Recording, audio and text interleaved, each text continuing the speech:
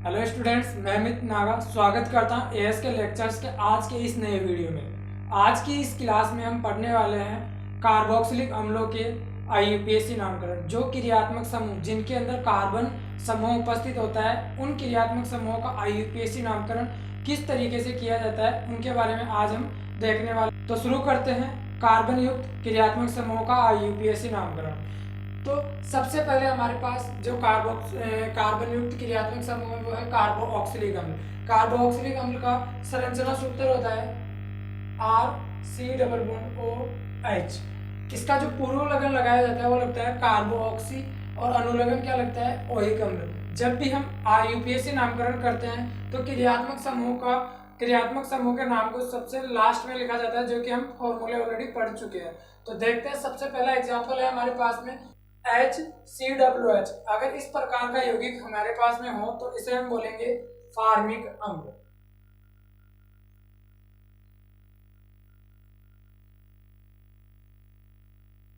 और इसका जब आईयूपीएसी नामकरण करेंगे तो भी ये क्या होगा, फार्मिक अम्ल ही होगा। इसके बाद में अगला एग्जांपल है, दूसरा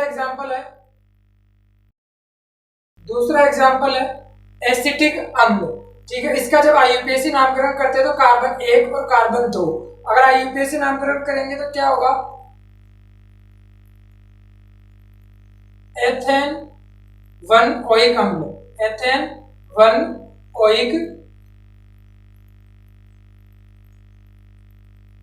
1 ओइक अम्ल, या फिर इसे हम ऐसे भी लिख सकते हैं एथेनोइक अम्ल,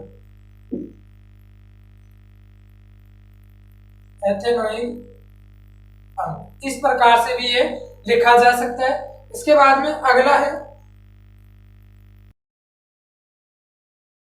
इसका आईयूपीएसी नामकरण है क्या है, 1 2 3 अंकन कर लिया। जिस तरफ से क्रियात्मक समूह पास हो उस तरफ से हम क्या करते हैं, अंकन करते हैं। तो जब इसका नाम आईयूपीएसी नामकरण करेंगे तो क्या होगा, प्रोपेन 1 ओइक अम्ल, या इसको प्रोपेनोइक अम्ल भी कहा जाता है।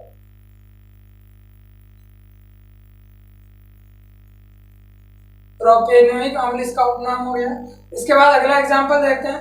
अगला एग्जांपल है 1 2 3 4। इसका अंकन किधर से कर लिया हमने, जिस तरफ से क्रियात्मक समूह को कम अंक मिल गया इस तरफ से करेंगे तो क्या होगा, ब्यूटेन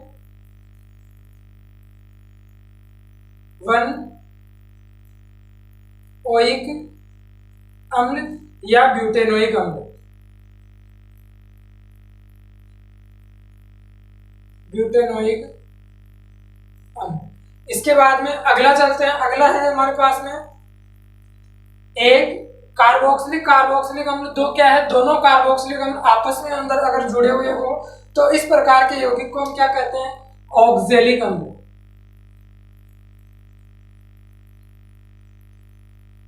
ऑक्जेलिक अम्ल। और आईयूपीएसी नामकरण करेंगे तो आईयूपीएसी नामकरण क्या हो जाएगा,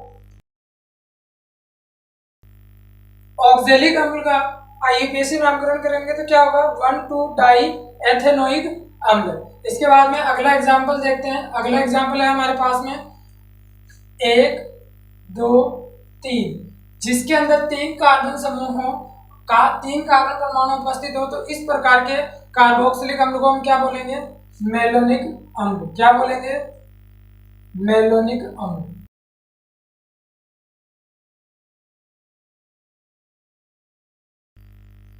इसके बाद अगला है हमारे पास में, अगला एग्जांपल क्या है, इसका जब आईयूपीएसी नामकरण करेंगे तो क्या हो जाएगा,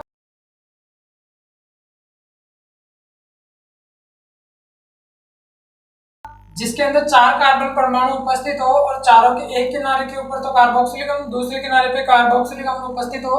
तो इस प्रकार के कार्बोक्सिलिक अम्ल को हम क्या बोलेंगे, सक्सेनिक अम्ल। सक्सेनिक अम्ल। और आईयूपीएसी जब नामकरण करेंगे तो आईयूपीएसी नामकरण क्या हो जाएगा, ब्यूटेन 1 4 डाई ओइक अम्ल। इसके बाद में यहाँ पर 3 आएगा, 1 3 डाई ओइक अम्ल। ठीक है। इसके बाद में अगला एग्जांपल है हमारे पास में, इसका जब इसके अंदर कितने कार्बन है, 1 2 3 4 और 5। 5 कार्बन युक्त हो गया, तो इसे हम क्या बोलेंगे?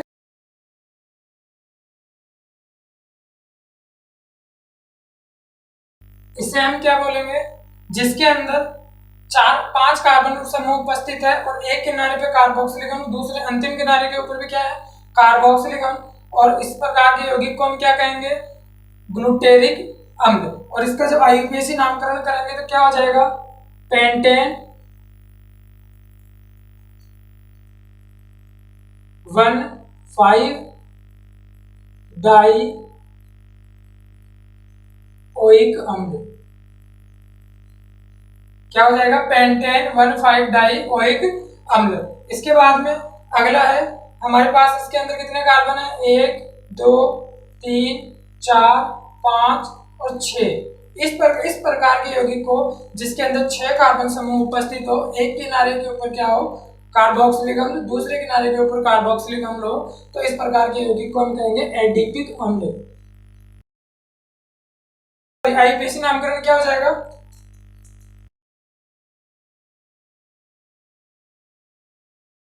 इसका आईयूपीएसी नाम, एडिपिक अम्ल का आईयूपीएसी नामकरण हो जाएगा हेक्सेन 1,6 डाई ओइक अम्ल। अगला एग्जांपल है, यदि कार्बोक्सिलिक अम्ल किसी बेंजीन वाले पे जुड़ा हुआ हो तो इस प्रकार के यौगिक को हम क्या कहेंगे? बेंजेनोइक अम्ल। क्या कहेंगे? बेंजेनोइक अम्ल। इसके बाद में यदि कार्बनिक श्रृंखला, यदि बेंजीन वाले के दो किनारों के ऊपर ऑर्थो स्थिति और मेटा स्थिति, ऑर्थो और मेटा स्थिति दोनों स्थितियों पर अगर कार्बोक्सिलिक समूह उपस्थित हो तो इस प्रकार के यौगिक को हम क्या कहेंगे? थैलिक अम्ल। इसे क्या कहेंगे? थैलिक अम्ल। यदि क्रियात्मक समूह कार्बोक्सिलिक अम्ल बेंजीन वाले के दोनों पैरा स्थितियों पर यदि जुड़ा हुआ हो तो इस प्रकार के यौगिक को हम क्या कहेंगे? टरथैलिक अम्ल। क्या कह देंगे? टरथैलिक अम्ल। यदि कार्बोक्सिलिक अम्ल इस प्रकार से संरचना में हो, क्रियात्मक समूह हाइड्रोकार्बन श्रृंखला में जुड़ा हुआ हो, तो हम क्या करते हैं? अंकन किस सिरे से करते हैं? जिस सिरे से हमारे पास में क्रियात्मक समूह को कम अंक मिल जाए उस तरफ से हम क्या कर लेंगे? अंकन कर लेंगे। तो यहां से क्या नाम हो जाएगा इसका? आईयूपीएसी नाम 2 मेथिल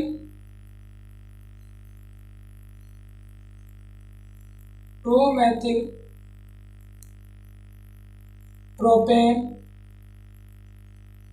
1 ओइक अम्ल। प्रोपेन 1 ओइक अम्ल। इसके बाद में अगला एग्जांपल है, इसके अंदर क्या करेंगे? 1 2 3 और 4 अंकन इस तरफ से नहीं करेंगे जिस दिशा से ब्रोमीन को कम अंक मिला, हम क्या करेंगे? क्रियात्मक समूह को कम अंक देते हैं, प्रतिस्थापी चाहे कोई सा भी पास में आ रहा हो। ठीक है, तो इसका नाम आईयूपीएसी नामकरण हो जाएगा।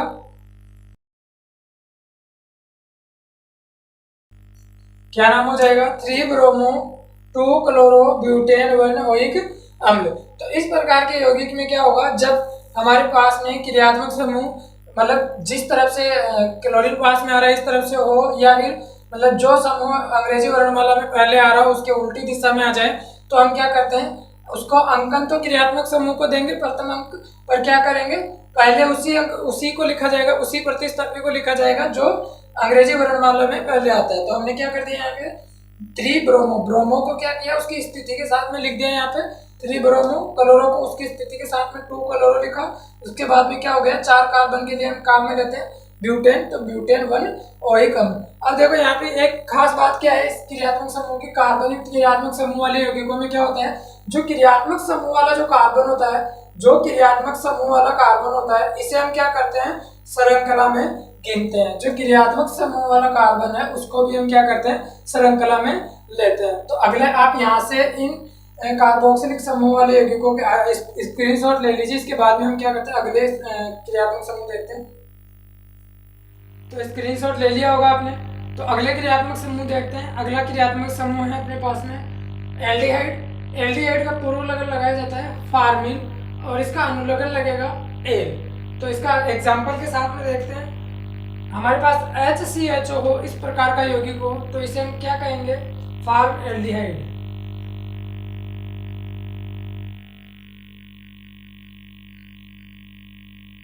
इसके बाद इसका अगला एग्जाम्पल है CH3CHO हो, तो हम क्या करेंगे, अंकन कहाँ से करते हैं, यहाँ से कहाँ से करेंगे, जहाँ से कार्बन नंबर 1 है जो क्रियात्मक समूह वाला कार्बन है, क्रियात्मक समूह वाले कार्बन से क्या करते हैं, अंकन करते हैं, और इस पे क्या करेंगे, अंकन 2, अंकन 1, अंकन 2।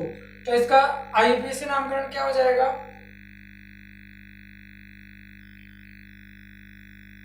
एथेन 1A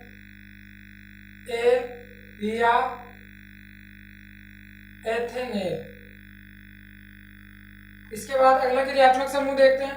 अगला क्रियात्मक समूह है, इसके पास कितने कार्बन है, 3 कार्बन, कार्बन 1 2 3। जब इसका IUPAC नामकरण करेंगे तो क्या हो जाएगा, प्रोपेन, 3 के लिए हम प्रोपेन काम में लेते हैं। कार्बन क्रियात्मक समूह कहां पर है, कार्बन नंबर 1 पर, तो क्या लिखेंगे, 1 अनुलग्न हो जाएगा एल, क्या हो जाएगा, प्रोपेन 1L, या फिर लिख सकते हैं हम प्रोपेनेल। इसके बाद अगला क्रियात्मक समूह, यदि मान लीजिए क्रियात्मक समूह भी आ जाए, CHO भी आ जाए, इसके साथ में अन्य प्रतिस्थापी समूह भी आ जाए, तो हम अंकन किधर से करते हैं, जिस तरफ से प्रतिस्थापी को कम अंक मिलेगा, सॉरी क्रियात्मक समूह को कम अंक मिलेगा, उस साइड से हम क्या करते हैं, अंकन करते हैं। तो अंकन कहाँ से कर देंगे, 1 2 3 4 और 5। IUPAC नामकरण क्या हो जाएगा इसका, अब देखो 1 नंबर पे क्या जुड़ा हुआ है, ब्रोमीन। तो ब्रोमीन का क्या स्टार्टिंग वर्ड क्या होता है, अंग्रेजी वर्णमाला में B लिखा जाता है। यहाँ पे मेथिल समूह है, मेथिल समूह को अंग्रेजी वर्णमाला में M लिखा जाता है, और क्लोरीन को अंग्रेजी वर्णमाला में C लिखा जाता है। तो अंग्रेजी वर्णमाला के क्रमानुसार जब हम इसका IUPAC नामकरण करते हैं तो क्या होगा, इसका IUPAC नामकरण हो जाएगा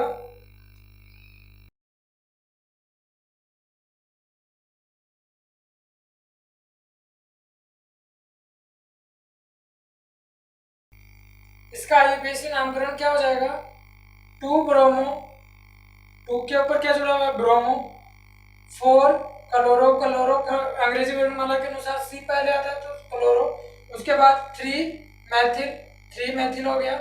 इसके बाद मूल शब्द लिखेंगे, मूल शब्द क्या है, 5 कार्बन है, 5 कार्बनों के लिए क्या लिख देते हैं, पेंटेन। और इसके बाद में हमारे पास क्रियात्मक समूह क्या है, एल्डिहाइड है, तो एल्डिहाइड का अनुलग्न लगा देंगे उसकी स्थिति के साथ में।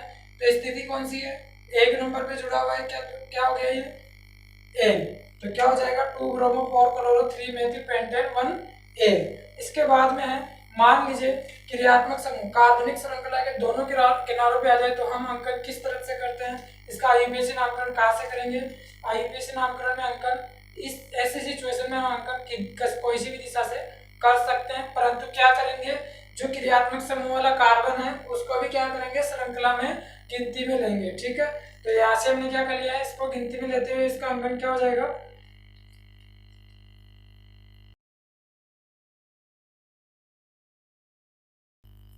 IUPAC नामकरण क्या हो जाएगा, पेंटेन 1,5 डाई एल। इसके बाद में अगला क्रियात्मक समूह देखते हैं। अगला क्रियात्मक समूह में क्या है, दोनों ही अलग अलग दिशा के अंदर है, तो इस प्रकार के यौगिक का IUPAC नामकरण क्या हो जाएगा, अंकन वही हम पहले कार्बन से पहले क्रियात्मक समूह से स्टार्ट करेंगे और लास्ट क्रियात्मक समूह पे ले जाके छोड़ देंगे, तो क्या हो जाएंगे, 1 2 3 4 5, सॉरी 1 2 3 4, और ये क्या हो जाएंगे 5वें नंबर पे। ठीक है, तो इसका अंकन क्या हो जाएगा, IUPAC नामकरण क्या हो जाएगा, इसका IUPAC नामकरण होगा,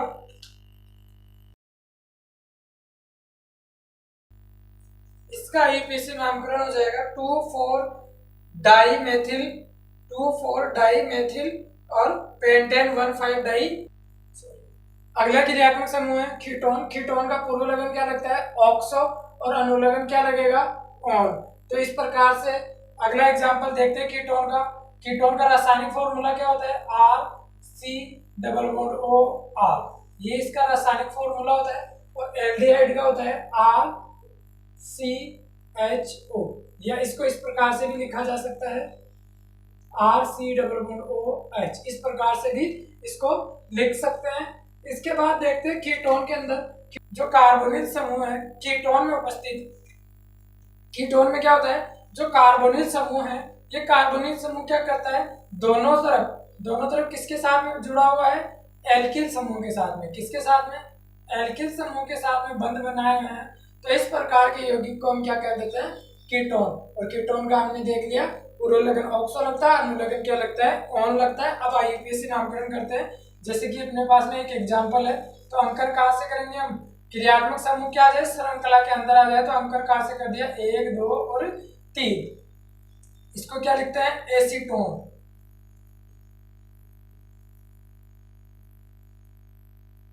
और आईयूपीएसी नामकरण में क्या हो जाएगा? Propane two on. क्या हो जाएगा? Propane two on. इसके बाद अगला एग्जांपल देखते हैं इसका। यहां से अंकन किधर से कर देंगे? जिस तरह से प्रतिस्थापित समूह को क्या हो जाए? कम अंक मिल जाए। तो क्या हो जाएगा? Butane, butane two on. इसके बाद अगला क्रियात्मक समूह का एग्जांपल देखते हैं। Example number 23।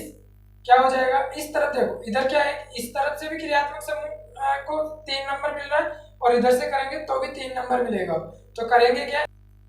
यदि क्रियात्मक समूह के दोनों तरफ से प्रतिस्थापित समान दिशा में हो, तो अंकन उस तरफ से करते हैं जिस तरफ से अंग्रेजी वर्णमाला में जो क्रियात्मक समूह पहले आता है उसको पहला अंक, और जो बाद में आता है उसको अंतिम अंक या बाद का अंक दिया जाएगा। तो पहले अंकन किस तरफ से करेंगे हम? इस तरफ से, जिस तरफ से ब्रोमीन को यानी कि बी को कम अंक मिल रहा हो। इसका आईयूपीएसी नामकरण क्या हो जाएगा? 2 ब्रोमो, फिर आ जाएगा 4 क्लोरो, इसके बाद आ जाएगा मूल शब्द पेंटेन, फिर क्या आ जाएगा? पेंटेन। 3 के ऊपर क्या जुड़ा हुआ है? क्रियात्मक समूह। ये क्रियात्मक समूह जुड़ा हुआ था। तो अगला क्रियात्मक समूह है हमारे पास में। देखते हैं अंकन किस तरफ से करेंगे? जिस तरफ से प्रतिस्थापित समूह पास में आ रहा हो उस दिशा से अंकन करेंगे। इधर से अंकन करें 1, 2, 3, 4, 5, 6। तो इधर से कितने नंबर पे आ रहा है क्रियात्मक समूह? 3 नंबर पे आ रहा है। अगर इधर से करते हैं 1, 2, 3, 4, 5, 6, तो इधर से 4 नंबर से, इधर से 4 नंबर से आएगा, और इस तरफ से 3 नंबर पे आ रहा है। तो अंकन कहाँ से कर देंगे हम? इस तरफ से 3, 4, 5 और ये 6। ये हमने क्या कर ली? मुख्य कार्बनिक श्रृंखला का क्या कर लिया? यहाँ पर चयन कर लिया है। और ये चयन करते हुए हमने किसकी पहचान कर ली? यहाँ पर क्रियात्मक समूह क्या है? कीटोन। कीटोन की पहचान कर ली। और देखते हैं अंकन करते हैं। तो एक स्थिति के ऊपर क्रियात्मक समूह जुड़ा हुआ है, फिर प्रतिस्थापित 2 प्रतिस्थापित जुड़े हैं। कौन कौन सी पर? समान प्रकार के प्रतिस्थापी है। एक तो 2 पे है और एक कार्बन 4 पे है। तो 2 है तो डाई लगा देंगे। डाई है क्या? मैथिल समूह। मैथिल समूह क्या हो जाएगा? मैथिल। फिर क्या आ जाएगा? मूल शब्द एक्सेन। एक्सेन के बाद में क्या आ जाएगा? जो हमारा क्रियात्मक समूह है कौन सी स्थिति है? 3 पे है। क्या है? ऑन। इसके बाद में अगला क्रियात्मक समूह क्या आ जाएगा? इसी प्रकार इसका अंकन करेंगे। अंकन कहाँ से करेंगे? जहां से हमारे क्रियात्मक समूह को क्या मिल जाए? कम अंक।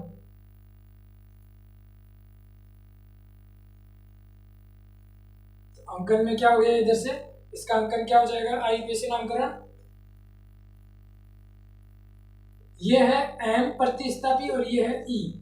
तो ये एथिल समूह, ये मेथिल समूह। तो पहले इसको लिखा जाएगा 3 एथिल, इसके बाद में आ जाएगा 4 मेथिल।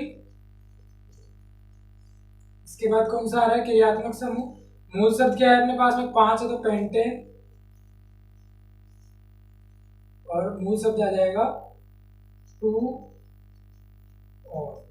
इसके बाद अगला क्रियात्मक समूह है साइनाइड। साइनाइड का पूर्व लगन क्या लगाया जाता है? साइनो, और अनुलग्न लगता है नाइट्राइड। तो साइनो का रासायनिक फॉर्मूला क्या होता है?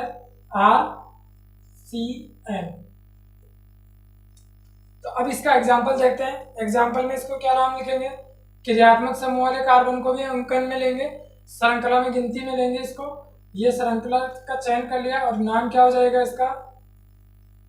Ethane 1 nitride.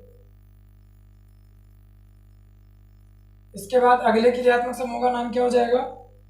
1, 2, 3 क्या हो जाएगा? 2 ब्रोमो, प्रोपेन,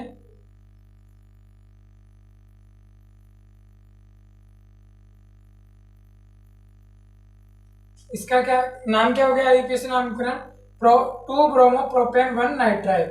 इसके बाद अगला एग्जांपल देखते हैं, यहाँ पर CN है, तो हम क्या करेंगे, वही क्रियात्मक समूह से अंकन स्टार्ट करेंगे और दूसरे क्रियात्मक समूह के ऊपर क्या कर देंगे, ले जाके अंकन को रोक देंगे। अब यहाँ पर 8 कार्बन वाली श्रृंखला हो गई। अब हमने यहाँ सोच रहे थे कि अंकन इस तरफ से करें या इस तरफ से करें, तो अंकन वहां से होगा, जो पहला क्रियात्मक समूह जहां से स्टार्ट हो रहा है वहां से हम यहाँ तक जो अगला क्रियात्मक समूह है वहां पे ले जाके इसको अंकन को रोक देंगे। तो क्या हो जाएगा अंकन, 2 मेथिल समूह जुड़े हुए हैं हमारे पास में, 2 प्रतिस्थापी, समान प्रकार के प्रतिस्थापी है, अलग अलग स्थितियों पे तो लिख देंगे इनको।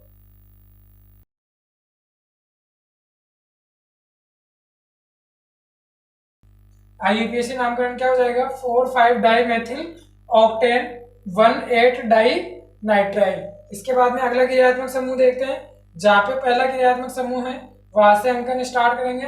अंकन क्या करेंगे, दोनों छोरों के ऊपर क्या है, दोनों किनारों पे क्या है, प्रतिस्थापी। कौन सा प्रतिस्थापी समूह है हमारे पास में, प्रतिस्थापी समूह साइनो, साइनो है दोनों तरफ। तो अब अंकन किस दिशा से करेंगे, अब हम प्रतिस्थापी की कंडीशन देखते हैं, प्रतिस्थापी कहां पर जुड़ा हुआ है।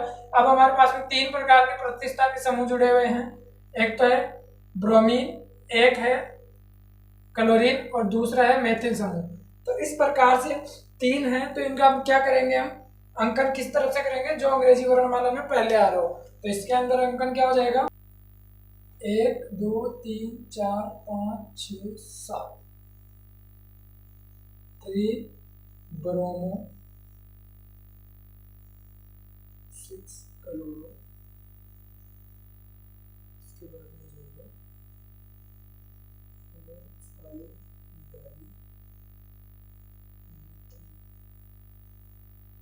इसके बाद में जाएगा ऑक्टेन।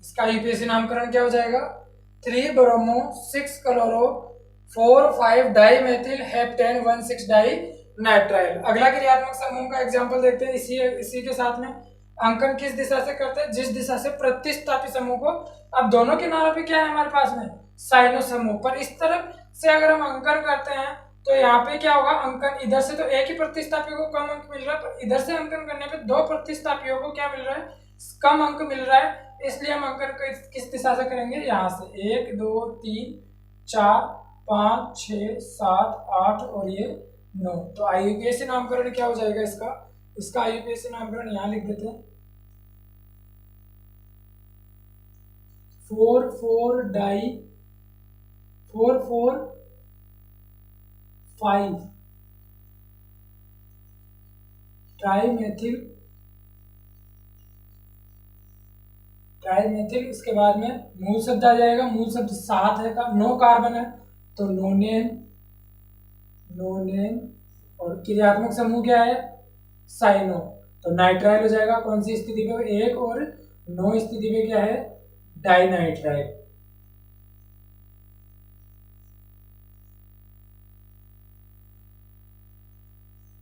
ठीक है, इस प्रकार से हमने क्या किया है, क्रिया कार्बन समूह युक्त यौगिकों का क्या किया है, आईयूपीएसी नामकरण किया है।